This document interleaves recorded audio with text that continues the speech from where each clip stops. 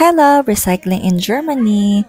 So dahil bago pa lang sila dito, kailangan din natin silang turuan kung paano ang tamang pag-segregate or recycle ng mga basura. Yung box na yan, syempre kailangan i-flatten muna para magkasya siya doon sa basurahan.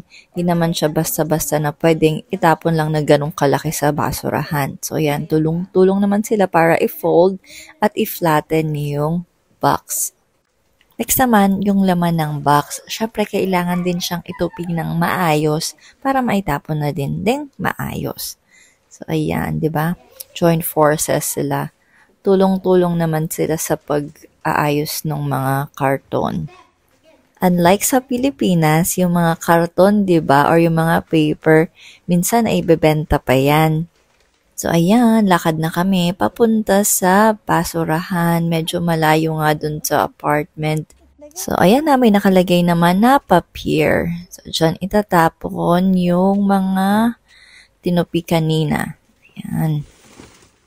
Recycling is very important. Syempre to save Mother Earth, di ba?